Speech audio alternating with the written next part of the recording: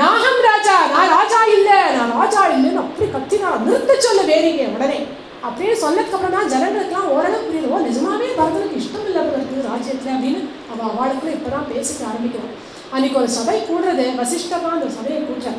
எப்படி இருக்கு இந்த சபை அப்படின்னா, தசரதர் சபையை பற்றி பேசின மொழியோ எள்ளு போட்டா எள்ளு விடாது அப்படியே ஜாம் பேக்டாக இருக்கு அந்த சபை. பரதன் என்ன சொல்ல போறான், வாட் நெக்ஸ்ட், என்ன யோசிக்க போறான் அப்படின்னு பரதனுக்காக காத்துட்டு இருக்கும் பொழுது அப்படியே சூரியனுடைய பிரபையை போல அழகா பரதன் உள்ளவர வினயத்தோட மந்திரிகள், ரிஷிகள், குருக்கள் எல்லாருக்கும் நமஸ்காரம் பண்ணிட்டு ஓரமா மந்திரிகள் உட்காரக்கூடிய ஆசனத்தை உட்கார்ந்து பார்க்கிறாராம். என்ன பண்ணணும், என்ன சொல்ல போறாரு வசிஷ்டர் அப்படின்னு. அவர் தானே ராஜா, அதனால அவர் என்ன சொல்ல போறாருன்னு பார்க்கும் பொழுது வசிஷ்டர் சொல்ற, பித்ரா பிராதா சுதே தத்தம் ராஜ்யம் நிஹத கண்டகம் தத்புக்ஷ்வ முதிதா மாத்யஹ க்ஷிப்ரமேவ அபிஷேச்சய. பரதா, உங்க அண்ணாவும் உங்க அப்பாவும் உனக்காக இந்த ராஜ்யத்தை சம்பாதிச்சு வச்சிருக்கா, உனக்கு கொடுக்க சொல்லியிருக்கா. இந்த ராஜ்யத்துல சீக்கிரமே ஏத்துட்டு அந்த பட்டாபிஷேகம் பண்ணிட்டு இந்த மந்திரிகளோட சேர்ந்து ராஜ பரிபாலனம் பண்ணு அப்படின்னு சொல்ற. என்ன பண்ணணும் அப்படின்னு ராமனும் ராஜாவும் சொல்லியிருக்காரோ அதைத்தான் இவர் சொல்ற. ஆனா இந்த வார்த்தை பரதனால கேட்க முடியல. இவர் குருவா இருக்காரு, இவருக்கு கூடவா தெரியாது, இவருக்கு கூடவா குலதர்மம் தெரியாது. பரதன் என்ன எதிர்பார்க்கறது அப்படின்னா, வசிஷ்டர் சபையை கூட்டிட்டோம், இந்த மாதிரி ஆயிடுத்துப்பா, நீ என்ன யோசிச்சிருக்க, நம்ம என்ன பண்ணலாம், அண்ணாவையே கூட்டிட்டு வந்துடலாமா, திரும்பி நீயும் வரியா, அப்படி ஏதாவது கேட்பர் அப்படின்னு எதிர்பார்த்தா, நீ ராஜ்யத்தை ஏற்றுக்கும் அப்படின்னு சொன்ன உடனே அது கூட தாங்கல. மனசா ஜகாம ராமம் அப்படின்னு மனசுக்கு ராமன் கிட்ட போயிட்டு, அண்ணா திரும்பி என்ன இன்னும் ஏன் யாருமே புரிஞ்சுக்க மாட்டேங்கிறான், அழுத. சபாஷ்ட கலையா வாச்சா கலஹம்ச ஸ்வரோ யுவா வசிஷ்டரை பார்த்து கம்பீரமா பேசுற. பாஷ்ப கலையா வாச்சா, கண்கள்ல கண்ணீர் பெருக்கிறது. கலஹம்ச ஸ்வரோயுவா, குரல் அவ்வளோ அழகா இருக்கு. யுவா 25 வயசு குழந்தை, இப்பேற்பட்ட பழியெல்லாம் இருந்தாலும் வசிஷ்டர் கிட்ட அப்படி கம்பீரமா பேசுற. சரித பிரம்மச்சரியஸ்ய வித்யா ஸ்நாதஸ்ய தீமதः தர்மே பிரயதமானஸ்ய கோ ராஜ்யம் மத்விதோ ஹரேத். நான் உங்ககிட்ட தானே வித்தைகளெல்லாம் கற்றுட்டேன், உங்ககிட்ட தானே வேதத்தை அபியாசம் பண்ணினேன், நீங்க தானே எனக்கு குரு, எது தர்மம்னு நீங்க தானே எனக்கு சொல்லி கொடுத்துருக்கேன், தர்மத்தை அவலம்பிச்சு நடக்கணும் பரதா அப்படின்னு நீங்க தானே சொல்லி கொடுத்துருக்கேன். உங்களுடைய சிஷ்யனா இருக்கக்கூடிய நான் ராஜ்யத்தை திருடுவேனா? கதம் தசரதா ஜாதோ பவே ராஜாபஹாரக. நான் தசரத சக்கரவர்த்தியோட புள்ள, அவருக்கு பிள்ளையா இருந்துட்டு நான் திருடுவேனா, ராஜ்யத்தை அபகரிப்பேனா? ராஜ்யம் சாஹம் ச ராமஸ்ய தர்மம் பக்துமிஹாரசி. ராஜ்யமும் ராமனுடையது, நானும் ராமனுடைய சொத்து, 2 சொத்தையும் சேர்த்து ராமன்னா தான் ஆளணும். ஒரு சொத்து இன்னொரு சொத்தை ஆள முடியுமா? ஒரு பொழுதும் நான் இந்த ராஜ்யத்தை ஏற்றுக்க மாட்டேன். மூத்தவன் ராமன், சிரேஷ்டமானவர் ராமன், நான் தர்மாத்மா. எப்படி திலீபன், நகுஷன், தசரத சக்கரவர்த்தி எல்லாரும் மூத்த பிள்ளைகள் ராஜ்யத்தை ஏற்றுண்டாலும் மூத்த அண்ணா ராமனுக்கு தான் இந்த ராஜ்யம், அதில் அவருக்கு தான் உரிமை. ஒரு பொழுதும் நான் இதை ஏற்றுக்க மாட்டேன். சரிடா வரதா, என்ன பண்ண போறேன்? சர்வோபாயம் ஜவத்திஷே நிவர்த்தயிதும் வனாத். ஓடி போவேன், காட்டுக்கு ஓடி போய் ராமண்ணாவை பார்ப்பேன், கெஞ்சி அண்ணா நீங்களே இந்த ராஜ்யத்தை ஏற்றுக்கோங்க, இந்த ராஜ்யத்தை சரணங்களில் போவேன், முடிஞ்சா அங்கேயே பட்டாபிஷேகத்தை பண்ணிடுவேன், இல்லைன்னா அயோத்திக்கு கூட்டிட்டு வந்து பட்டாபிஷேகம் பண்ண போறேன் என் அண்ணாக்கு, நீ கூட யாரெல்லாம் ராமனை பார்க்க வரீங்களோ வாங்கோ அப்படின்னு சொன்ன உடனே மறுபடியும் ஒரு பெரிய கரகோஷம் ஏற்பட்டுதான். அன்னைக்கு ராமனுக்கு பட்டாபிஷேகம்னு சொன்னப்ப வேதினியும் கம்பெனி அப்படின்னு விடுவிடுத்ததே பூமி, அந்த அளவுக்கு ஆரவாரம் இருந்தவன். இன்னைக்கு அத்தனை ஜனங்களும் அவ்வளவு சந்தோஷத்துல ஆரம்பிக்கிறான். ராமச்சந்திர மூர்த்திக்கு ஜெய் அப்படி சொல்ல வேண்டியிருக்கு. இன்னைக்கு எல்லாரும் சொன்னாலாம், ஜெய் போலோ ராம பக்த பாகவதோத்தம பரதாழ்வானுக்கு ஜெய் அப்படின்னு அத்தனை பேரும் பரதனுக்கு ஜெயகோஷம் போட. இது யாருக்கு சந்தோஷம்னா சத்ருகனுக்கு. ஓடி வந்து பரதன் அவன் கட்டின்டன், அண்ணா மேலே ஏற்பட்ட பழி பௌரஜனங்கள் இப்பவாவது புரிஞ்சுட்டாளே, வசிஷ்டாளிகள் புரிஞ்சுட்டாளே, மந்திரிகள் புரிஞ்சுட்டாளே அப்படின்னு சத்ருகன் சந்தோஷப்பட்டு பரதனை வந்து கட்டிக்க அத்தனை பேரும் கிளம்புறார். யார் இருப்பா அயோத்தியில ராமனை பார்க்கணும் அப்படின்னோடனே சாமானிய ஜனங்கள் யாரெல்லாம் கிளம்புறா அப்படின்னா, தச்சு வேலை பண்றவா, தட்டான்கள், குயவர்கள், கம்பங்கூத்தாளிகள், நெசவாளிகள், வைத்தியர்கள், பொறியாளர்கள், மயிர்பீலி வச்சு தோகை பண்றவா, அவ அத்தனை பேரும் அவ மட்டும் இல்ல அவ பிள்ளை பெண்களோட சேர்ந்து கிளம்புறாளாம். சதுரங்க சைன்யம் கிளம்புறது. 9,000 யானை பாகங்கள், 60,000 ரத்தம் ஓட்டக்கூடியவர்கள், 1,00,000 குதிரை ஓட்டக்கூடியவர்கள், 2,00,000 காலாட்படைகள் அப்படின்னு சதுரங்க சைன்யமே கிளம்புறது. சாகராவா பிரதர்ஷத்தே அப்படின்னு ஒரு சாகரம் போல அத்தனை ஜனங்களும் கிளம்பிட்டா எங்க ராமனை பார்க்க. மேகஷ்யாமம் மகாபாகம் ஸ்திரசத்தம் திடவ்ரதம் கதா திரக்ஷ்யாமஹே ராம் ஜகதः சோகநாசனம் திருஷ்ட ஏவ ஹீனः சோகம் யபநேஷதி ராகவः தமः சர்வ லோகஸ்ய சமுத்தியன்னிவ பாஸ்கர.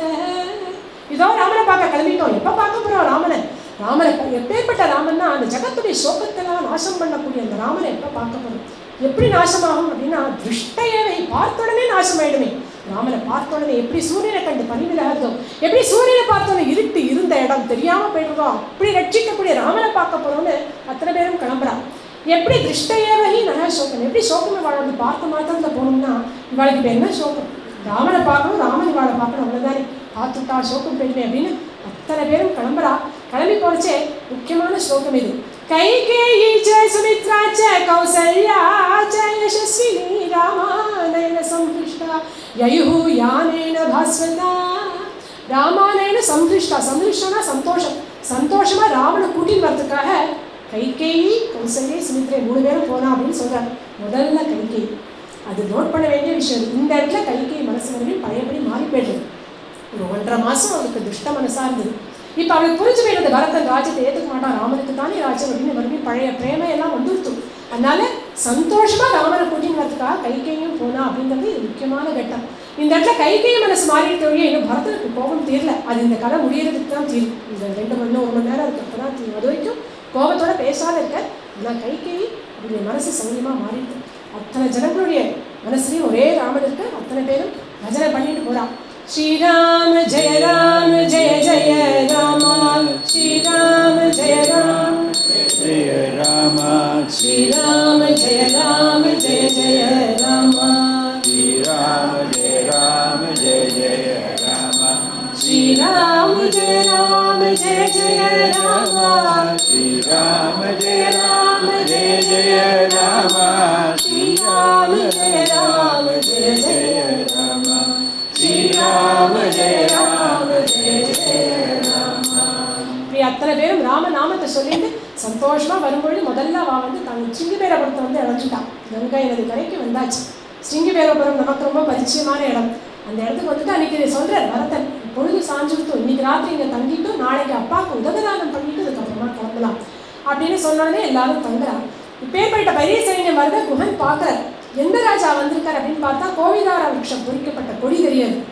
புரியுது, இது அயோத்தியிலிருந்து தான் வந்திருக்கார் பரதன், ராமனுடைய தம்பி ராஜகுமாரன் வந்திருக்கார் அப்படிங்கிறத பார்க்குற. இருந்தாலும் மனசு உஷாரா இது அப்படின்னு ஜாக்கிரதைப்படுத்துறது.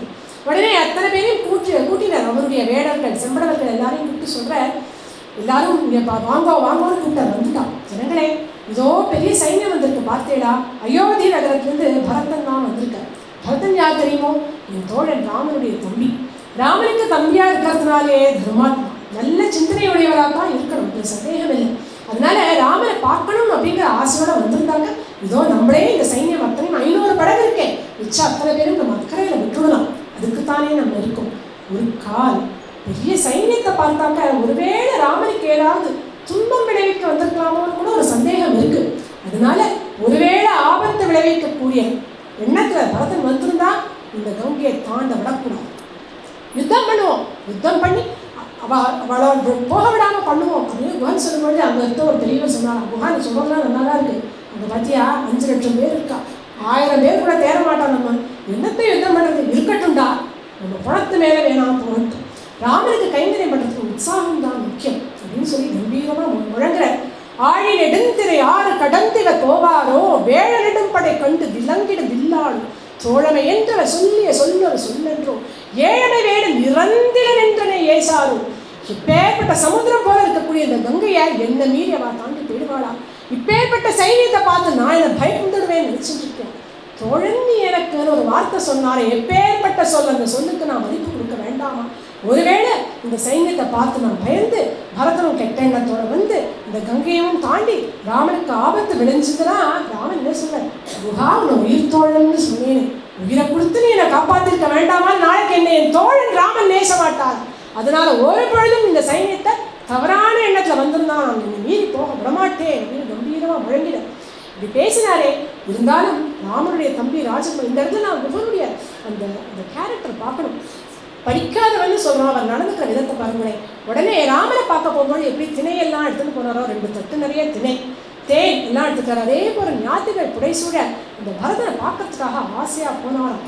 ஏன்னா சந்தேகம் தான், இன்னும் ஊர்ஜிதமாக தெரியல, கேட்டு தெரிஞ்சுப்போம் அப்படின்னு பரதனை ஆசையாக பார்க்க போகிறேன். எதனால? ராஜகுமாரன்னு ஒரு எண்ணம், ராமனுக்கு தம்பி, அது ரொம்ப முக்கியம். அதனால அப்படி போற. தள்ளி இருந்து குஹன் வரும்பொழுதே சுமந்திரனுக்கு தெரியுமே குஹன் யாருன்னு. பரதன் கிட்ட சொல்ற, பரதா ஏதோ வராரு, அவர் பேர் குஹன், அந்த அண்ணாவுடைய ஆத்ம சமசகா, அவரை கேட்டால் தெரியும் அண்ணா எங்க இருக்காருன்னு கேட்டு தெரிஞ்சுக்கலாம் அப்படின்னு சுமந்திரன் சொன்னோன்னே பரதன் இப்போ ஆசையாக காத்துட்டு இருக்கார். குஹன் வந்த உடனே அந்த டால்னு காலில் விழுந்த பரதனுடைய காலில் அந்த குஹனை எடுத்து கட்டிட்டு, என்னுடைய மம குரோஹோ சக்கே, நீங்கள் என்னுடைய அண்ணாவோட ஃப்ரெண்டாமே என்று சொன்னார். ரொம்ப சந்தோஷம் அப்படின்னு வினயத்தோட இவரும் கட்டிக்கிறார் குஹனை. கட்டின்னு சொல்கிற, நாங்களும் இந்த கங்கையை கடந்து போகணும் அப்படிங்கிறதுக்கு தான் வந்திருக்கோம். அண்ணாக்கு நீங்கள் தான் ஒத்தாசை பண்ணலாமே, எங்களுக்கும் ஒத்தாசை பண்ணுறேடா, பேஷா பண்ணுறேனே, ஒத்தாசை பண்ணுறதுக்கு தானே இருக்கேங்க. உங்களை போல இருக்கிற வாழ்க்கைலாம் ஒத்தாசை பண்ணுறதுக்கு நாங்கள்லாம் பிரேஷர்கள் தானே. இதுவே நீங்கள் முன்கூட்டியே வரேன்னு தெரிஞ்சிருந்தா ஏற்பாடெல்லாம் பண்ணி வச்சுப்பேன், இந்த இதுக்குன்னு வந்துட்டேன், சௌரியமெல்லாம் போடுறதா உங்களுக்கு எல்லாம் கேட்டேன். அதெல்லாம் இருக்கட்டும் குஹா, ஒத்தாசை பண்ணிக்கியா? கேட்டவனே சொல்கிறேன், தாராளமாக பண்ணுறேன். ஆனால் பரதா, எனக்கு ஒரே ஒரு சந்தேகம். கச்சின்ன துஷ்டோ விதசி ராமஸ்யா கிருஷ்ண கர்மணः இயம் தே மஹதி சேனா சங்காம் ஜனயதி வமே. இவ்வளோ பெரிய சைன்யத்தோட நீ வந்திருக்கியா? இந்த சைன்யத்தை பார்த்ததுனால எனக்கு மனசில் ஒரு சந்தேகம் ஏற்படுறது. பரதா, நீ உங்கள் அண்ணாக்கு ஆபத்து விளைவிக்கிற எண்ணத்தோட வந்துடலையே. பதம் பாருங்களே, கேட்குற விதம். கச்சின்ன துஷ்டோ விதசி, நீ அண்ணாக்கு எந்த ஆபத்து பண்ணாத வந்துடலையே, வந்திருக்கியான்னு கேட்குற, வந்துடலையே. கேட்குற விதம், அண்ணா ராமனுடைய தம்பிகிட்ட எப்படி பேசணும், இருந்தாலும் சந்தேகத்தையும் கேட்டுக்கணும். எதனால சந்தேகம்னு சொல்லிட்டேன். இப்படி பேசக்கூடிய அந்த குஹன் கிட்ட பரதன் பேசக்கூடிய அழகு. ஆஃப்டர் ஆல் ஒரு வேடன், நான் ராஜகுமாரன், என்னமா என்ன பார்த்து இப்படி கேட்க போச்சு நினைக்கலையே. முதல்ல வயசானவர், அதுக்கான மரியாதை, வினய ஸ்வபாவம் இயற்கையாகவே உண்டு பரதனுக்கு. அந்த சுவாபாவிகம் ஒன்று. ராமனுடைய சகா, அண்ணாவுடைய சகா அப்படிங்கிறதுனாலே பொறுமையாக பதில் சொன்னாராம். தமேவம் அபிபாஷந்தம் ஆகாஷ இவ நிர்மலः பரதः ஸ்லக்ஷ்ணயா வாசா குஹம் வசனம் அப்ரவீத். இங்கே வால்மீகி மறுபடியும் பரதனுக்கு சர்டிஃபிகேட் கொடுக்குறேன். ஆகாஷ இவ நிர்மலः, அந்த பரதன் ஆகாஷம் போல நிர்மலண்டா குஹா, புரிஞ்சுக்கும் அப்படின்னு பரதனுக்காக வால்மீகி பேசுகிறேன். அவன் ஆகாசத்துக்கு போல ஒரு குறை கிடையாது, பரதன் நல்லவன் அப்படின்னு குஹனுக்கு வால்மீகி சொல்கிறேன். பரதன் உடனே சொல்கிறேன், ராகவः சஹிமே भ्रात्रा ज्येष्ठः पितृसमो मतः மா பூத் சகாலோ யத் கஷ்டம் ந மாம் சங்கிதுமர்ஹசி. எங்கள் அண்ணா ராமண்ணா இருக்காரே, மூத்த அண்ணா, எனக்கு அப்பாவுக்கு துல்லியம் குஹா, அவருக்கு ஒரு பொழுதும் நான் ஆபத்தை விளைவிக்கவே மாட்டேன். இப்பேற்பட்ட சந்தேகம் உனக்கு எக்காலத்திலையும் என் பேரில் வரவே வேண்டாம். தம் நிவர்த்தயிதும் யாமி காகுத்ஸம் வனவாசினம் புத்திரன்யானதே கார்யா குஹ சத்யம் பிரவீதே குஹ சத்யம் பிரவீதே. அண்ணாவை திருப்பி ராஜ்யத்துக்கு கூட்டின்னு போய் பட்டாபிஷேகம் பண்ணவும் வந்திருக்கேன் குஹா, சத்தியமாக சொல்கிறேன், எனக்கு வேற எந்த எண்ணமும் இல்லை. என்னோட வினயம் வரும்போதே மேலா சொல்லாம சத்தியமாக சொல்கிறேன் அப்படின்னு அந்த குஹன் தன்னை நம்பணும். குஹனுக்கு நான் வந்து பொல்லாதவன் குஹன் கூட நினைச்சிக்க கூடாதுன்னு அவ்வளோ கெஞ்சி அழகாக சொல்லும்போது ததால்னு காலில் விழுந்த குஹன் மறுபடியும், தன்யஸ்தம் நத்வயா துல்யம் பஷ்யாமி ஜகதீதலே அயத்னாத் ஆகதம் ராஜ்யம் யஸ்தம் த்யக்தும் யச்சசி. பரதா, உன்னை போல ஒரு தர்மாத்மா இந்த பூமியில நான் பார்த்ததே கிடையாது. அயத்னாத் ஆகதம் ராஜ்யம், எந்த பிரயத்னமும் பண்ணாம தேடி வந்த ராஜ்யம் என்னோடதுல எங்க அண்ணானை கொடுக்கணும் அப்படின்னு எப்போ உன்னுடைய புத்தி தார்மீகமா இருக்கும். சாஸ்வதி கனுதே கீர்த்தி லோகான் அனுசரிஷ்யதி. இந்த லோகம் எத்தனை காலம் இயங்குவோம், ராமகதை எத்தனை காலம் இருக்குமோ, பரதா உன்னுடைய பெருமையும் இருக்கும் அப்படின்னு இங்க குஹன் பரதனுக்கு அப்படி கொண்டாடுற. இதேமா சொல்றார் பரதன், குஹா இந்த கொண்டாடுறதுலாம் இருக்கட்டும், எங்க அண்ணா இங்கதான் தங்கினாராமே, எங்க படுத்திருந்தார், மன்னி எங்க படுத்திருந்தா, லக்ஷ்மணன் என்ன சொன்னான், இதெல்லாம் எனக்கு சொன்னேன், ராத்திரி முழுக்க அதை கேட்டுட்டு இருக்கேன், இங்க வாழும் அப்படின்னு கையை பிடிச்சு பரதன் கையை பிடிச்சு கூட்டின்னு போறார் குஹன். சத்ருகனும் கூடவே போறார். போகிறது கொஞ்சம் தூரம் தள்ளி இருக்க அந்த இடம். போகிற வழியில லக்ஷ்மணனை பற்றி சொல்றார். எப்படி லக்ஷ்மணனை குஹன் ரசிச்சிருக்காரு அப்படிங்கிறது தெரியாதுங்க. பரதா, நாளைக்கு ராமண்ணாக்கு லக்ஷ்மணனே பாயெல்லாம் போட்டான், புல்படுக்க ஏதோ தயார் பண்ணி முடிச்சா, நான் சொன்னேன், லக்ஷ்மணா நீயும் ராஜகுமாரன் தானே, உனக்கு நான் படுக்க தயாரிக்கிறேன்ப்பா, நீ படுத்துக்கோன்னு சொன்னேன், படுத்துக்கலே. எங்கள் அண்ணா இப்படி கீழே கட்டாங்கரையில் படுத்துக்கும்போது நான் பார்க்கும்போது எனக்கு எப்படி தூக்கம் வரும். என்னைக்கு எங்கள் அண்ணா மறுபடியும் அம்சமூலிகா வஞ்சத்தில் வந்து படுத்துக்காரோ அது வரைக்கும் நான் தூங்க மாட்டேன்னு சொன்னான்டா லக்ஷ்மணன் அப்படின்னு பரதன் கிட்ட குஹன் சொல்லும்பொழுது, ஆமாம் லக்ஷ்மணன் அப்பேற்பட்ட பாகம் எங்கள் அண்ணா நல்லா பார்த்துப்பான், லக்ஷ்மணன் சமந்தான குழந்தை அப்படின்னு லக்ஷ்மணனை நினச்சி உருகிற பாக்கியவான் பாக்கியசாலி லக்ஷ்மணன் அப்படின்னு பரதன் லக்ஷ்மணனையும் கொண்டாடுறேன். போகிற வழியிலே இதோ இந்த ஆலமரத்தில் தான் பால் எடுத்து கொடுத்தேன், இதை வச்சு தான் ஜட்டாபாரம் போட்டுருந்தா. 2 பேரும் சொன்னோடனே கண்கள் பறிக்கிறது. ஜட்டாபாரமே ஃபென்ஸ் போட்டு வச்சுருப்பான், யாரும் மிதிச்சிடக்கூடாதுன்னு ஃபென்ஸ் போட்டிருக்கேன். திறந்துன்னு உள்ளே போனால் பார்த்தோன்னா கண்களை கரகரன் கண்ணீர் பெருக. அந்த கட்டாந்தரை அங்கங்கே கோரப்புல்லாம் முளைச்சிருக்கு. அந்த புல்லில் சீதாதேவியோட அந்த புடவையோட ஜரிகையெல்லாம் மாட்டின்ட்டுருக்கு. அவள் புடவையில் இருக்கக்கூடிய அந்த கணக்கு பிந்துக்கள் எல்லாம் விழுந்திருக்கு. அதை பார்த்தோன்னே மூர்ச்சியாகவே விழுந்துட்டான் பரதன். உயிர் கழிச்சதே பெரிய விஷயமா. அதை பார்த்தோன்னே சத்ருக்னை மடியில் எடுத்து போட்டு அந்த கங்காஜலத்தை எடுத்து வந்து தெளிக்கிறார். அண்ணா மூர்ச்சியாகாதே, நான் உயிர் தெளிச்சுக்கோண்ணா, சமாதானமாக இருந்தா, நீ இல்லைன்னா நான் இல்லை அண்ணா அப்படின்னு போது பெருங்குரல் எடுத்து அழும்பொழுது இங்கே சத்ருக்னன் அழற குரல் எங்கேயோ இந்த கௌசல்யா அம்மாவுக்கு கேட்டுதான். கைகைக்கும் கேட்டுது. கைகைக்கு ஓடி வரணும்னு ஆசை. ஆனால் நம்ப மாட்டானே பரதன், கோச்சுப்பானே. அதனால பயந்துட்டு இருக்கும் பொழுது கைகையை பாவத்தை புரிஞ்சுட்டு கௌசல்யை ஓடி வரா. எப்படி வரானா, ஒரு தாய் பசு கண்ணுக்குட்டிக்கு ஆபத்துனா பயந்துட்டு வருவேன், அது போல ஓடி வந்து மடியில் போட்டுட்டு புத்ரா வியாதிர்னதே கச்சித் ஷரீரம் பரிபாததே அத்ய ராஜகுலஸ்யாஸ்ய த்வரதீனம் ஹி ஜீவிதம். பரதா குழந்தை இப்படி ஏண்டா மூர்ச்சியாய் விழற, இப்படிலாம் பண்ணாதரா, இவ்வளோ வேதனை அடையாத, கொஞ்சம் சமாதானப்படுத்திக்கும். உன்னை நம்பி தாண்டா இன்னைக்கு இந்த ராஜ்ய குலமே இருக்கு. त्वां दृष्ट्वा पुत्र जीवामि रामे सभ्रातृके गते वृते दशरथे राज्ञी नाते ஏகஸ்து மஞ்சள். குழந்தை பரதா, உன்னை பார்த்துதான் நான் உயிரோடு இருக்கேன். உனக்கேதான் ஆயிடுச்சுன்னா இனிமேல் என்னால் உசிரை கூட தரிக்க முடியாது பரதா என்று சோதிக்காது. நீ தான் எங்கள் எல்லாருக்கும் நாத்தம், சமாதானம் வைக்கும் அப்படின்னு கௌசல்யாமா வந்து சமாதானப்படுத்தினோட இனிமேல் மூர்ச்சியாகக்கூடாது, இவாள்தான் பயப்படுறாளே அப்படின்னு பரதன் சமாதானமாக எழுந்துக்கிறேன். இல்லைம்மா, இந்த இடத்த பார்த்தோன்னு மூர்ச்சியாயிட்டேன், இன்னும் கவலை இல்லை, உடம்புக்கெல்லாம் ஒன்றும் இல்லை, சாதாரணமாக இருக்கேன், கவலைப்படாதீங்கன்னு கௌசல்யா அம்மாவுக்கு சமாதானப்படுத்திட்டு மறுபடியும் கோரமாக ஒரு பிரதிஜை பண்ணினார். அத்ய பிரபதி பூமௌ து ஷைஷ்யேஷு த்ரினேஷு வா பலமூலாசனோ நித்யம் ஜதா சீராணி தாரயன். அத்ய பிரபதி, இன்னிலிருந்து நானும் ஜட்டாபாரம் போட்டுப்பேன், நானும் அரோதி தான் கட்டிப்பேன், நானும் கட்டாந்தரையில தான் படுத்துப்பேன், நானும் பல மூலங்கள் அதை மட்டும்தான் சாப்பிடுவேன். என்னால தானே எங்கள் அண்ணாக்கு இப்படி ஒரு நிலைமை. லக்ஷ்மணன் மட்டுமா, நானும் என்னைக்கு எங்கள் அண்ணா வனவாசத்தை முடிச்சுட்டு திரும்பி வராரோ அது வரைக்கும் எங்கள் அண்ணா அனுபவிக்கக்கூடிய கஷ்டங்கள் எல்லாம் நானும் அனுபவிப்பேன் அப்படின்னு உடனே ஒரு பிரதிஜை. அண்ணாவை பார்க்காதப்பவே அண்ணா இந்த சோக்கம் அனுபவிக்கிறாரு, இந்த சோக்கம் அனுபவிக்கிறாரு, மனசு துடிக்கிறது.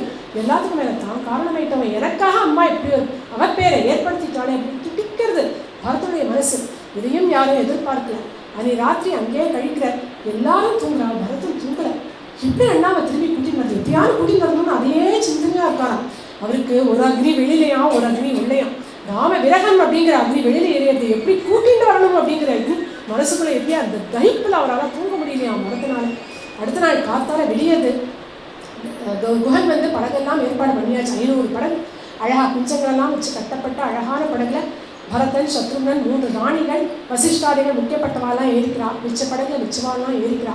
சில பேர் நீச்சல் அணிஞ்சுன்னு கங்கையை தாண்டா, சில பேர் குளத்தை வச்சுன்னு தாண்டா. யானைகளெல்லாம் நீஞ்சுமாமே அப்படின்னு ஸ்லோகம் இருக்குது. யானை மேலே உட்காந்துட்டு யானை நீஞ்சு போடுறான். இப்படியே அத்தனை பேரும் கங்கா மாதா கி ஜெய் அப்படின்னு சொல்லிட்டு இந்த கங்கையை கடந்து அக்கறைக்கு வந்துடுறான். மைத்ரேயம் அப்படிங்கிற முகூர்த்தத்தில் அக்கறை வந்து அடையிறா. அதே போல திரிவேணி சங்கமம், மைத்ரங்கிற முகூர்த்தம், திரிவேணி சங்கம் பிரயாகே அப்படிங்கிற அந்த க்ஷேத்திரத்தில் தான் பரத்வாஜனுடைய ஆசிரமம் இருக்குது. எப்படி ராமன் அங்கே போனாரோ அதே மாதிரி இவரும் பரத்வாஜனை பார்க்க போகிறார். ஆனால் சைன்யத்தை கூட்டிகிட்டு போகிறார். சைன்யத்தை 1 வருஷம் தூரம் முன்னாடியே நிறுத்தி வச்சுட்டு இவர் மட்டும் முன்னாடி போகிறார். இவர் கூட எப்போ போகிற சத்ருகன், வசிஷ்டர், சுமந்திரன் முக்கியப்பட்டவா மட்டும் போகிறார். ஏன் அப்படின்னா அத்தனை சைன்யம் வந்து அவருக்கு தொந்தரவாக இருக்குமே. யானைகளோட விழுதல், சாதாரண மனுஷாக பேசக்கூடிய சத்தம், ஆயுதங்களோட கிளிங் கிளிங் சத்தம் எல்லாம் இடையூறாக இருக்கக்கூடாதுன்னு நிறுத்திட்டு போகிறார். உள்ளே போனோன்னே எல்லா குசல பிரச்சனைலாம் பண்ணுறாரு. வசிஷ்டவராக எல்லா நமஸ்காரங்கள், பூர்ணகும்ப வரவேற்பு எல்லாம் பண்ணிவிட்டு இப்போ பரத்வாஜன் எப்படி பேசுகிறார் பரதன் கிட்ட அப்படின்னாக்க ரைட் ராயலாக கேட்குறார். குஹனை போல எல்லாம் கேட்கல, நேர அவுட்ரைட்டாக கேட்குறார். முகத்தில் அடிக்கிற மாதிரியே கேட்குறேன். பரதா, நீ என்ன காரணத்துக்காக இங்கே நீ வந்திருக்க? இப்போ தானே உனக்கு ராஜ்யம் கிடைச்சிருக்கு, ஆட்சி பண்ணிட்டு இருக்க வேண்டியதானே. ராஜ்யம் கிடைச்சதும் கிடைக்காதுமா இவ்வளோ அவசரமாக காட்டுக்கு வந்திருக்கேன், என்ன காரணம்? ராமனை பார்த்துட்டு போனான்னு வந்திருக்கியா, இல்லை தேடி வந்த ராஜ்யத்தை நிரந்தரமாக நீயே அனுபவிக்கணும் அப்படிங்கிறதுக்காக ராமனை அழிச்சு கட்டலாம்னு வந்திருக்கேன் அப்படின்னு கேட்ட உடனே நடுக்கி போகிறார் பரதன். ஏதோ குஹன் நிஜமாவே சந்தேகப்பட்டார். அவருக்கு தெரியல, படிப்பறிவு இல்லாதவன் கேட்ட சந்தேகத்தை போட்டுடலாம் அப்படின்னா திருக்காலம் ஞானி இவருமா என்ன இப்படி கேட்கறது. ஹதோஸ்மி அதிமாமேவம் பகவான் அபி மன்யதே. நீங்களே இப்படி நினச்சிட்டா என்னுடைய விதியை நான் என்ன சொல்லுவேன், என் கதை அதான் அதோட முடிச்சு போச்சு. சுவாமின்னு நான் ராமனை பார்த்துட்டு போகிறதுக்கு வரல, ராமனுக்கு ஆபத்து விளைவிக்கவும் வரல. பின்ன ராமன் காலில் சரணங்கள் இந்த ராஜ்யத்தை போட்டுட்டு ராமனை கூட்டிட்டு போகிறதுக்காக வந்திருக்கேன் அப்படின்னு சொன்ன அடுத்த க்ஷணம் பரத்வாஜர் சொல்கிறார், பரதா எனக்கு இது தெரியாதா? நீ எப்பேற்பட்ட தர்மாத்மான்னு எனக்கு தெரியாதா? வசிஷ்டருடைய சிஷ்யன் தசரத புத்திரன், நீ இப்படிப்பட்டவன்னு எனக்கு தெரியும். இருந்தாலும் ஏன் அந்த கேள்வியை கேட்டேன் அப்படின்னு நினைக்கிறியா? சொல்கிறேன். ஒரு பில்டிங் எழுப்புறதுக்கு முன்னாடி தூணெல்லாம் ஸ்திரமாக இருக்கான்னு ஆட்டி பார்க்கணும். அதுக்கப்புறம் தான் பில்டிங் எழுப்பணும். அப்போ தான் அது ஸ்ட்ராங்காக இருக்கும். அதுபோல் சலாஹி பிராணினா மதிஹி அப்படின்னு ஒரு வார்த்தை சொல்லுவோம். பைசா விஷயத்தை வந்தாச்சுன்னு வச்சுக்கோங்களேன், மனுஷாளுக்கு மனசு மாறி போயிடும். நம்மளே ஒரு உதாரணத்துக்கு சொல்லுவாள் என்னுடைய டீச்சர் ரவியை, நான் சொல்லுவாள், கும்பாபிஷேகம் யாரான்னு வந்து பைசா கேட்குறேன்னா சத்சங்கங்கள்லாம் அப்போ தான் அட்டன் பண்ணிட்டு போயிருப்போம். 50,000 ரூபா கொடுத்துடணும் அப்படின்னு தோணும். 2 நாள் கழிச்சு 50,000 நினச்சிட்டோமே, 25 போடுமோ அப்படின்னு தோணும். இன்னொரு 2 நாள் போனோன்னா இந்த கோவிலுக்கு 2,000 கொடுத்தோம், அங்கே கொடுத்தாச்சு, ஆச்சு, ஏற்கனவே 10,000 முடிஞ்சு போச்சு, 15 கொடுத்தா போதுமேன்னு தோணும். கடைசியில் கொடுக்குறச்சே 5,000மோ 2,000மோ அங்கே வந்து நிற்கும்.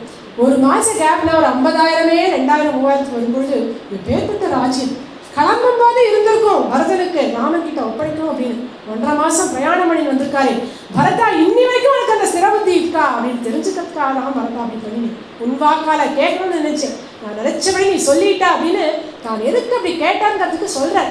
அவர் கேட்டது நியாயமாக தான், நமக்கு கஷ்டமாக இருக்குது, போக நான் டெஸ்ட் பண்ணினேன் இல்லைங்க, பாவம் பரதன் அப்படின்னு நமக்கு தோன்றது. உடனே சொன்னார், பரதா இன்னைக்கு உனக்கும் உன்னுடைய சைன்யத்துக்கும் அதித சத்காரம் நான் பண்ணுறேன்.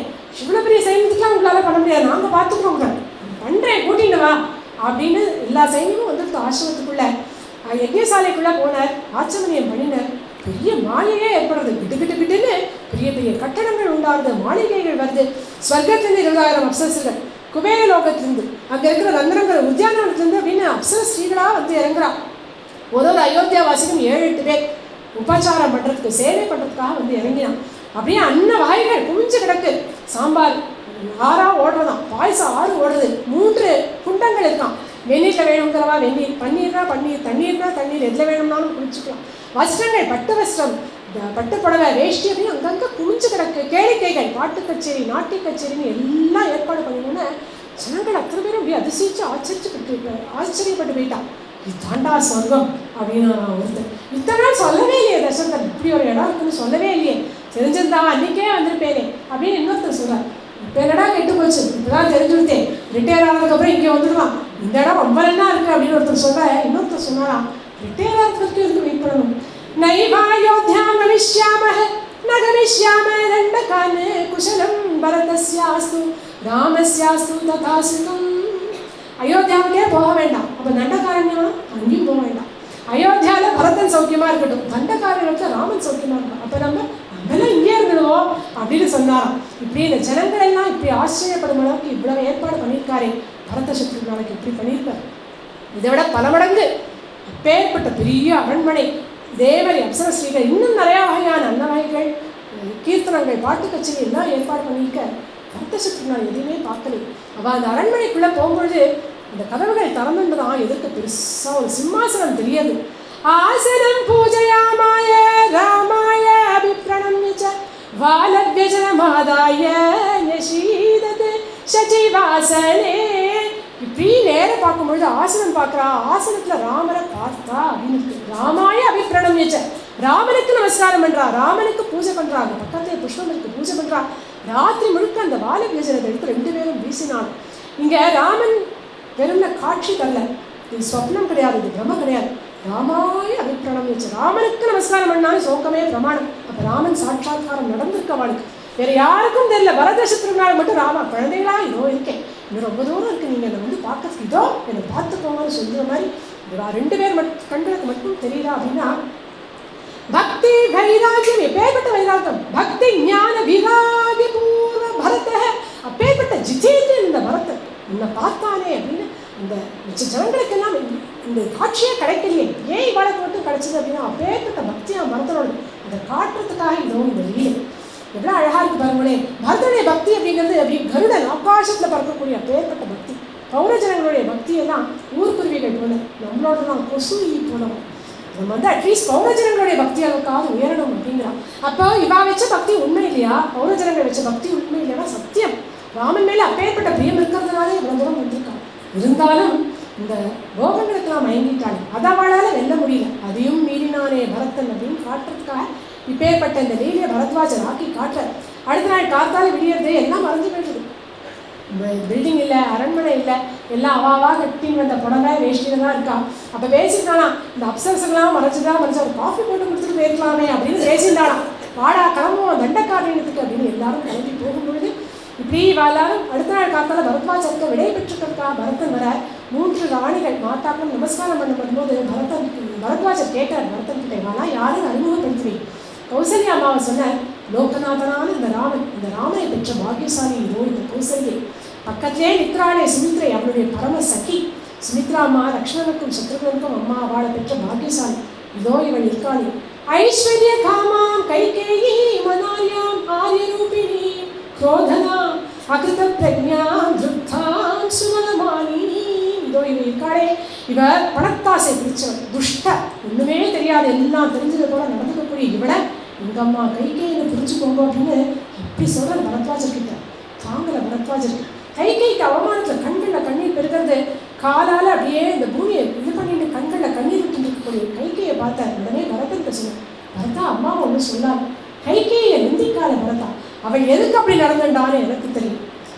ராம பிரபராஜனம் அப்படிங்கிறது எப்பேற்பட்ட விஷயத்தை நடத்த போறது அப்படிங்கிறது எனக்கு தெரியும். ராம பிரபராஜனம் ஹேதது சுகோதர்க்கம் பவிஷ்யதி தேவானாம் தானவானாம் ச ரிஷீனாம் பாவிதாத்மனாம். இது நடக்கணும் அப்படிங்கிறதுக்காக தான் கைகை அப்படி பேசியிருக்கான். ஒருபொழுதும் கைகையை வெய்யாது அப்படியே பரதனுக்கு பரத்வாஜர் சொன்னோன்னே வெய்யறதை நிறுத்திட்டேன். ஆனால் இந்த கோபம் இருக்கு, கோபத்தோட போயிட்டுட்டேன். இப்படி இவாளர் கேட்டுக்கிறார் பரத்வாஜத்தை எங்கே இருக்காருனோன்னு.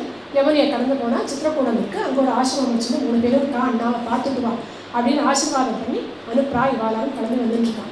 இப்போ வீடியோ அப்படியே அந்த பக்கம் திருக்குறார் வால்மீகி. சித்திரக்கூடத்தில் ராமன் சீத்தை எல்லாரும் எப்படி இருக்கா அப்படின்னு ரொம்ப காரணி ரசமாக போனதுனால அப்படியே அங்கே அவளுடைய சிங்காரத்தை ஒரு 10 நிமிஷம் பார்க்கலாம். தீர்காலோஷிதஸ்தஸ்மின் கிரௌ கிரிவன பிரிய வைதேயா பிரியம் ஆகாங்க்ஷன் சொஞ்சசித்தம் விலோதயம். வனங்கள் மலைகள் இதெல்லாம் ராமனுக்கு ரொம்ப பிடிக்குமா. கிரி வனப்பிரியக அப்படின்னு சொல்றாரு. ஆசையாக ஒன்று பார்த்துட்டு வரும்பொழுது சீத்தையை கூட்டிகிட்டே போகிறேன், சீதைக்கு ஒன்றுன்னா காட்டுறேன். சீத்தையை சந்தோஷப்படுத்தணும் அப்படிங்கிறதுக்காக தன் சித்தத்தை தயார் பண்ணியிருந்தாராம். ஏன்னா எல்லாத்தையும் விட்டு கொடுத்துருக்காங்க சீதை, அதனால அவனுக்கு எல்லாம் காட்டுறேன். பஷ்யமை சித்திரகூட புஷ்பித விவித விருக்ஷ சம்பூர்ணம் பஷ்யமை சித்திரகூட. மைத்ரி பாத்தியா, இந்த சித்திரக்கூடத்தை எவ்வளோ விருட்சங்கள் விதவிதமாக இருக்கு பார்த்தியா. அதுவும் அது சம்பக்கமரம், இது மாலதி புஷ்பம், அங்கே கேசரி விருட்சம் பூத்துருப்பார். கிட்ட போனாலே சுகந்தம் ரொம்ப வீசாது பாத்தியா அப்படின்னு சீதை கிட்ட ஒன்னொன்னா காட்டிலே போகிறேன். தாவதி ஹரிணி ஹரிணேன த்வமிவ மயா சஹ பிரியேன. அந்த பாரு ஒரு பெண்மான் ஆண்மானோட ஓடுறது இவ்வளோ அழகாக இருக்கு. அதை பார்த்தா சீதை நீ என் கூட ஓடி ஓடி வர்றது போல எனக்கு தோன்றது. சீதை நீ சந்தோஷமாக இருக்கியா, எனக்காக அந்த ராஜ்யத்தெல்லாம் விட்டுட்டு வந்தியே, நீ சௌக்கியமாக இருக்கியா, உனக்கு தோழி இல்லைன்னு நினச்சிக்காது, இதோ இந்த மந்தாக்கில் தான் உனக்கு தோழி, நான் ரொம்ப சந்தோஷமாக இருக்கேன் சீதை, நீ என் கூட இருக்கே, அதனாலேயே எனக்கு சந்தோஷம். பிரேம பரிபூர்ண ஹிருதயோ லக்ஷ்மண பரமானுகூல சுமித்ரானந்த. எப்படி அனுகூலமாக இருக்கான், பிரியமாக இருக்கானே, லக்ஷ்மணன் கூட இருக்கும்பொழுது நீ இருக்கும்பொழுது எனக்கு ஆனந்தத்துக்கு என்ன குறைச்சேன், நான் சந்தோஷமாக இருக்கேன் இப்படின்னு சொல்லி வரும்பொழுதே ஏதோ ஒரு பட்சி கூவுறது எப்படி இருக்கு அப்படின்னாக்க புத்ரா புத்ரா அப்படின்னு கூவுறது மாதிரி இருக்கு ராமனுக்கு. புத்திர புத்ரேதி கூஜதி சகுனி சம்பதி நகர்யாமிவ மம ஜனனி. சீதே அந்த சகுனிங்கிற பட்சி கூவுறது பற்றியா, அது கூவும்பொழுது ராமா ராமா அப்படின்னு கூவத்தே, அதை கேட்கும்போது எங்கள் அம்மா புத்ரா ராமா அப்படின்னு கூப்பிடுறது போல இருக்கு அப்படின்னு அம்மா ஞாபகம் வந்தோட கண்களை ஜலம் வந்துச்சு ராமனுக்கு. அம்மா என்ன பாடுபடுவாளும் அப்படின்னு நினைக்கும்போது சீதையை பார்த்துடுறான். உடனே ராமனுக்கு நீ பிடிச்சிக்கலாம், ஏன் கவலைப்படுறேன், 1.5 மாதம் முடிஞ்சுட்டே, இன்னும் 10-12 வருஷம் தானே போயிடலாம் அப்படின்னு ஒரு அம்மா குழந்தைக்கு சமாதானம் பண்ணுற மாதிரி ராமன் கையை பிடிச்சி சமாதானப்படுத்துறான். அதுக்குள்ள அந்த மந்தாகினி நதி வந்துடுறது. அது அலைகள் எப்படி இருக்குன்னா 2 பேரையும் கூப்பிடுதான், ராமா வா சீதையை வா இறங்கி ஜலக்கிரீடை பண்ணுங்க அப்படின்னு கூப்பிடுறது போல இருக்கு. இந்த ராமன் அழறாரே, பர்த்தா அழறார் அப்படிங்கிறதுனால அவரை சந்தோஷப்படுத்தணும்னு நினைக்கிறா சீதை, வாங்கணும் ஜலக்கிரீடை பண்ணலாம் அப்படின்னு அந்த மந்தாகினி நதியில் இறங்குறான். உட்புல்லாமுஜரேணு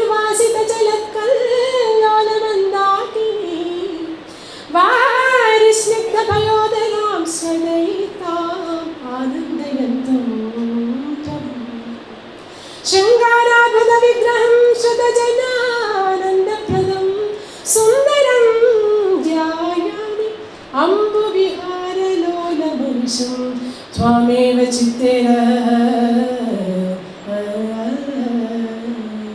மந்தாகினி எப்படி இருக்குன்னா நிறையா பத்மங்கள் கமலங்கள் எல்லாம் பூத்துருக்கு. அந்த சூரியனுடைய பிரகாசத்தில் பஞ்சங்களெல்லாம் வெடிச்சு மக்கரங்கள்லாம் இருக்கு. அந்த தண்ணீரில் வாசனை அவ்வளோ நல்லா இருக்கு. ரெண்டு பேரும் இறங்கி ஜலக்கிரியில் பண்ணுறா. பண்ணுறச்சு எனக்கு சீதைக்கு உற்சாகம் ஜாஸ்தியாக இருக்கு.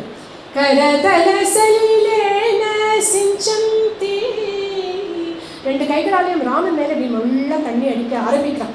இந்த ஜலத்தை இப்படி இப்படி என்ஜாய் பண்ணுறார். அவருடைய சோகம் கொஞ்சம் கொஞ்சமாக போகிறது. அவர் சோகம் போகிறதுன்னு தெரிஞ்சோன்னு இன்னும் உற்சாகமாக பண்ணுறாராம். கமலராட்சம் ரஞ்சயந்தி. இன்னும் வேகமாக அடிக்கும்போது போதும் சீத்தே அப்படிங்கிற ராமன் உற்சாகத்தில் வேகமாக அடிக்கும்போது மூச்சு விடுறதா ராமனுக்கு. உடனே அந்த மந்தாகினிக்குள்ளே இறங்கி பின்பக்கமாக வந்து சீத்தையை கையை இறுக்கி பிடிச்சிட்டோன்னு அப்போ தான் அடங்கினாலாம் சீத்தை. இப்படி அழகாக ஜலக்கிரீடெல்லாம் பண்ணிட்டு ஆசிரமத்துக்கு வரா. சீத்தையோட தலையெல்லாம் ராமனை தவிட்டு விட்டு அழகாக பின்னி இன்னைக்கு சீதைக்கு அலங்காரம் பண்ணி பார்க்கணும்னு ஆசையாம். எல்லா பூஷணங்களையும் ராமனே சீதைக்கு அணிவிக்கிற எல்லாம் பண்ணிட்டும் மனுஷீலா அப்படின்னு ஒரு இலை, அது அந்த பாறையில் தேய்ச்சா சேப்பு கலரில் ஒரு ரசம் வரும். அதை எடுத்து அவனுக்கு திலக்கம் விட்டுட்டு சீதை அவனுக்கு எல்லா அலங்காரமும் பண்ணியாச்சு. மல்லிப்பூ பறிச்சு வரியா, அதை தொடுத்து உனக்கு பூ சுற்றலாமே அப்படின்னு உடனே சந்தோஷமாக மல்லிப்பூவை பறிக்கிறதுக்காக போகிறான். கீழே இருக்கிற பூவெல்லாம் பறிச்சாச்சு, எல்லாத்தையும் தாவணியில் போட்டுக்கிறான். மேலே இருக்கிற பூவெல்லாம் எட்டலை. அதனால ஒரு கொம்பு மாதிரி ஒரு தொங்கிட்டு இருக்காது, பிடிச்சிட்டு மேலே பறிக்கலாம் அப்படின்னு போகும்பொழுது அது ஒரு குட்டி குரம்போட வால். அவன் ஏதோ கம்பெனி நடிச்சு பிடிச்சு விடுறான். இவன் பிடிச்சா அந்த குரம் கொர் அப்படின்னு தான் பயந்து விழுந்தடிச்சுன்னு ஓடி வரா சீதை. அந்த தாவணியில் இருக்கிற பூவெல்லாம் கீழே விழாது. உடனே ஓடி வந்து ராவனை இறுக்கி கட்டிக்கிறான். திருஷ்வா வானரமாகதம் து சஹசா பீதா தவ பிரேயசி பாஹும் தே பரிரப்ய சாந்தி மகன் மன்ன மந்தாகினி கானனே तस्यास्तं तिलकं त्वया विलिखितं लब्ध्वा च बाहुस्तव त्रैलोक्यं जयदेव कान्तिं मगमन्ये शृङ्गारमूर्ते विभो शृङ्गारमूर्ते विभो शृङ्गारमूर्ते विभो. இப்படி வந்து கட்டினோட அவருடைய மனுஷியில் இப்போ தானே இட்டு விட்டுருக்கார். அந்த ரசம் வந்து அவருடைய தோளில் பட்டுறது. நகர்ந்துட்டு என்னாச்சு அப்படின்னு பார்க்குறா. ராமன் சொல்கிறாராம், 3 லோகங்களும் ஜெய ஜெய அப்படின்னு சொல்கிற அளவுக்கு எனக்கு கீர்த்தி ஏற்பட போகுது. அந்த கீர்த்திக்கு நீ எனக்கு விட்டு விட்ட வெற்றி திலகம் சீத்தே இது அப்படின்னு சொல்லி இப்படி சோகமே இல்லாமல் சந்தோஷமாக நடக்கக்கூடிய சின்ன சின்ன நிகழ்வுகள் எல்லாம் கூட இதுக்காக அதுக்காக அப்படின்னு சொல்லி சீத்தையை சந்தோஷப்படுத்திட்டுருக்கார். இப்படி அதுக்குள்ள லக்ஷ்மணன் எங்கேயோ வெளியில் போயிருக்கார். அவரும் வந்துடுறார். பழங்களெல்லாம் எடுத்துட்டு 3 பேருமா திண்ணல் உட்காந்து பேசிட்டு இருக்கும் பொழுது நிசப்தமாக தானே இருக்கும் காடு. எங்கேயோ தூரக்கு ஏதோ சைன்யம் வரக்கூடிய சத்தம் கேட்கறது. 3 பேருக்குமே கேட்கறது. ராமன் சொல்ற, லக்ஷ்மணா ஏதோ பெரிய சைன்யம் வர சத்தம் கேட்கறது, யாருன்னு பாரு, அந்த மரத்து மேலே ஏறி பாரு. உடனே கிடுகிடுன்னு ஒரு சால விருட்சம் இருக்குது, அது மேலே ஏறி பார்த்த கூர்மையான பார்வை லக்ஷ்மணனுக்கு. இங்கேருந்து பார்த்தோடனே தெரிஞ்சுடுத்து அதே கோவிதார விருட்சம் பொறிக்கப்பட்ட கொடி பரதன் ஆஸ் யூஷுவல் எல்லாம் தெரிஞ்சுட்டு புரிஞ்சு போயிடுது. என்ன முதல்ல ஆசிரமத்துக்குள்ளே போகும், மண்ணியை கூட்டின்னு உள்ளே போகும், எந்த ஆபத்தும் வராமல் நான் பார்த்துக்கிறேன். என்னடா லக்ஷ்மணா என்னாச்சு, யார் வந்துட்டான்? பரதன் தான் பெரிய சைன்யத்தை திரட்டிட்டு அயோத்தியாவிலிருந்து வந்திருக்கா. தேடி வந்த ராஜத்தை ஸ்வீகரிச்சுன்னு உங்களை ஒழிச்சுக்கிட்டு இருக்கா வந்திருக்கா.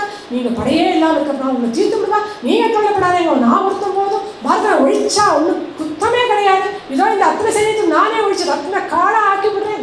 கிட்டன்னு படபடப்படான்னு எப்பவும் போல பேசும்பொழுது தடுக்கல. போருண்டா லட்சுமணா, போரும் நிறுத்து. என்னாச்சு, ஏன் இப்படி பேசுறேன்? நான் உன்னை கேட்குறேன், இது வரைக்கும் பரதன் உனக்கோ எனக்கோ ஏதாவது அபச்சாரம் பண்ணியிருப்பாங்க இல்லைன்னா, அப்போ நீ மட்டும் என்ன பரதனை இப்படி பேசுகிறேன்? ஒன்று புரிஞ்சுக்கோ. धर्मं मत्तं च कामं च पृथिवीं चापि लक्ष्मण इच्छामि भवतामर्थं एतत् प्रतिशृणोमि ते. இந்த காமம், தனம், அர்த்தம், ராஜ்யம் இது எல்லாமே நான் எதுக்கு ஆசைப்படுறேன் தெரியுமா? உங்கள் 3 பேருக்காக தான்டா. என்னுடைய சகோதரர்கள் உங்களுக்காகத்தானே நான் ஆசைப்படுறேன். நீங்கள் இல்லாமல் நான் அனுபவிக்கிற ஒரு சுகம் ஏதாவது இருந்ததுன்னா அதை பஸ்ம குரு, இந்த இது சிக்கியானது அக்னியானது எரிச்சுடட்டும். அப்படி ஒரு சந்தோஷம் எனக்கு தேவையில்லை. எந்த பரதனுக்காக ராஜ்யத்தை தியாகம் பண்ணிட்டு வந்திருக்கேனோ அந்த பரதனை அழிச்சுடுறேன்னு சொல்றியே, அந்த பரதனை அழிச்சா அப்ப நான் பண்ணிய தியாகத்துக்கு என்ன அர்த்தம்? பரதனை அழிச்சுட்டு நான் வாழ்வேன். பேர்பட்ட பரதன், அந்த பரதனோ நீயோ சத்ருகனோ இல்லாமல் நான் உயிர் தரிக்க மாட்டேன். பரதோ அப்ரியம் அஹம் ஹி அப்ரியம் பரதஸ்ய அப்ரியே கிருதே. இனிமே ஒரு வார்த்தை பரதனை பற்றி தப்பா பேசாத. நீ பரதன் பற்றி பேசக்கூடிய ஒரு தப்பான வார்த்தை என்ன சொல்றது போல இருக்குடா லக்ஷ்மணா. பரதனை பற்றி ஒன்றும் சொல்லாது. நான் என்ன தெரியுமா நினைக்கிறேன், मन्येऽहम् आगतो अयोध्यां भरतः भ्रातृवत्सलः मम प्राणात् प्रियतः कुलधर्मम् अनुस्मरन्. என் மேலே எப்பேற்பட்ட பிரியம் வச்சிருக்கான் பரதன் எனக்கு தெரியும். என் மேலே இருக்க பிரீத்தியில அந்த பரதன் என்னுடைய பிராணங்களுக்கும் மேம்பட்ட பரதன் என் அயோத்திக்கு கூட்டிட்டு போறதுக்காக வந்திருக்கான் அப்படின்னு நான் நினைக்கிறேன். இன்னொரு விஷயம் சொல்லட்டுமா லக்ஷ்மணா, உச்சாமி இந்த பரதன் கிட்ட இந்த ராஜ்யத்தை லக்ஷ்மணன் கிட்டே கொடுத்துரும் அப்படின்னா அப்படியே ஆட்டோம்னா லக்ஷ்மணன்கிட்ட கொடுத்துட்டேன் அப்படின்னு உடனே எடுத்து கொடுப்பான். என்னுடைய வார்த்தைக்கு மறுபேச்சு பேச மாட்டான் பரதன், ஒன்றும் சொல்லாது, முதல்ல கீழே இறங்கு அப்படின்னோடனே இப்போ லக்ஷ்மணுக்கு வெட்கமாக இருக்கு. ஆமாம் சொன்னது கரெக்டு தான், என் பரதங்கா வந்து தப்பாக பேசிக்கணும். வெட்கப்பட்டு கீழே இறங்கி என் அண்ணாக்கு படம் மன்னிப்பு கேட்குறேன். ஆமாண்ணா ஏதோ உங்களுக்கு ஆபத்துன்னு வந்து எனக்கு ஏதோ பரவடான்னு வந்துடுறது, இனிமேல் அப்படி பரவடக்க மாட்டேன், யாரும் என்னன்னு தெரிஞ்சு நான் கோபப்படுறேன் அப்படின்னு லக்ஷ்மணன் வினயமாக சொல்ல தட்டி விடுறேன். புரியுது அப்படின்னு உடனே தன் கோபத்தை தானும் அடக்கினோடுறேன். சரி நம்ம காத்துட்டுருக்கோம் பரதனுக்காக அப்படின்னு இவள் இங்கே காத்துட்டுருக்கா. மறுபடியும் அங்கே பரத்வாஜரோட ஆசிரமத்துக்கு கிளம்பி சித்திரக்கூடத்துக்கும் வந்தாச்சு. இன்னும் தெரியலையே வீக்ஷே கதா எப்போ பார்க்க போறேன் ராமனை, எப்போ பார்க்க போறேன் அப்படின்னு அந்த ராமனுக்காக ஏங்கி இந்த பரதன் வந்துட்டு இருக்க.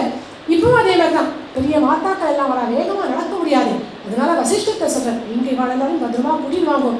நானும் சத்ருகனும் சுமந்திரனும் திருதி அப்படிங்கிற நாங்கள் 4 பேரும் மட்டும் விடுவிடுன்னு ராமன் எங்க இருக்காரு தேடி போறோம் அப்படின்னு எல்லாரும் வசிஷ்டர்கிட்ட ஒப்படைச்சிட்டு மறுபடியும் விடுவிடுன்னு போறேன், கிளம்பிண்டே போறேன்.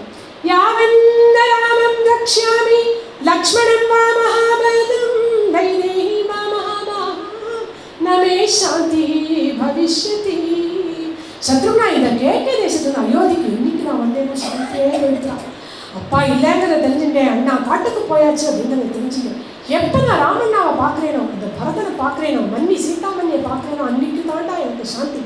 யாவன்ன ராஜ்யே ராஜ்யார்ஹ பித்ருபைதாமஹே ஸ்திதஹ அபிஷேக ஜலத்லின்னோ நவே சாந்தி பவிஷ்யதி. எப்போ இந்த ராஜ்யத்தை எங்கள் அண்ணா கிட்டே ஒப்படைச்சு அவருக்கு அபிஷேக ஜலமானது விடப்படுதோ அன்னைக்கு தாண்டா எனக்கு சாந்தி அப்படின்னு. சாந்தி இல்லையே சாந்தி இல்லையே சாந்தி இல்லையே அப்படின்னு தேடின்னு வர பரதன் நீ பார்க்குற ஒரு சித்திரக்கூடம் அப்படிங்கிற அந்த மலை மேல் அழகான ஒரு ஆசிரமம் தென்படுது. ராமாசிரமம் அப்படின்னு மனசு சொல்றது.